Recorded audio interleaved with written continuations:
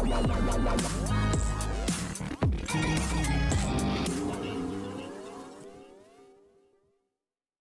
Everyone, you are watching serial से आपा, जहां पे मिलती है शो से जुड़ी एक्सक्लूसिव अपडेट। बात करते हैं टीवी सीरियल पंड्या स्टोर के आने वाले एपिसोड की। तो शो की कहानी में आने वाला है ज़बरदस्त ट्विस्ट, क्योंकि यहां पर धवल और चीकू की ज़िंदगी में तो जितना उथल पुथल हो ही रही है, उससे ज़्यादा घर वाले भी सफ़र कर रहे हैं। एपिसोड की शुरुआत में धवल अम्बा को घर ले आता है और पूछता है कि आखिर आपको इतना बुरा क्यों लग रहा है। वो कहता है कि अब मैं जा रहा हूँ और मैं आपके लिए कुछ खाने के लिए लेट कर आता हूँ। अमरीश यहाँ पर आता है और अम्बा से क्वेश्चन करता है आपकी तबीयत को क्या हुआ। बाद में वो कहती है मैं हर्ट हूँ सिर्फ इसलिए क्योंकि मेरी बेटी मुझे छोड़कर चली गई, उसको कोई असर ही नहीं पड़ा।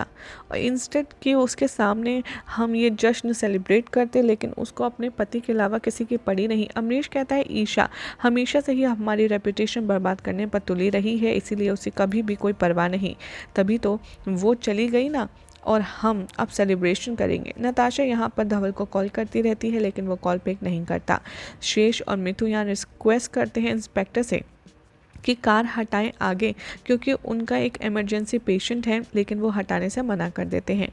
शालिनी खुद आती है बाहर और रिक्वेस्ट करती है, पुलिस जल्दी से हटा देता है और उन्हें जाने देता है। डॉली अपनी बहन से और अपनी ननद से कहती है कि उसे ऐसा फील हो रहा है कि जैसे नताशा थोड़ी परेशानी में है।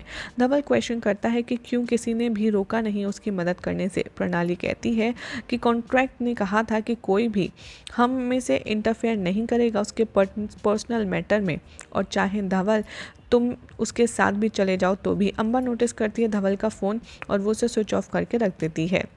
धवल सोचता है कि नताशा को कॉल करेगा, लेकिन उसको उसका फ़ोन नहीं मिलता।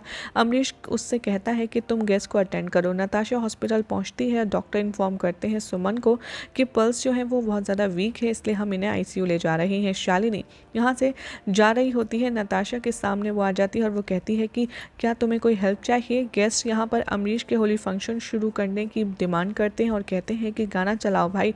मकवानास यहाँ काम डाउन करने की कोशिश करते हैं उनको और कहते हैं कि आप सब लोग खाइए पिए ना।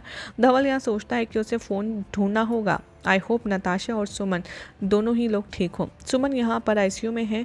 नताशा, शेष और मिथु वहाँ बाहर वेट कर रहे हैं। नताशा रोती है अपनी और अपनी माँ की मेमोरीज़ को रिकॉल करके।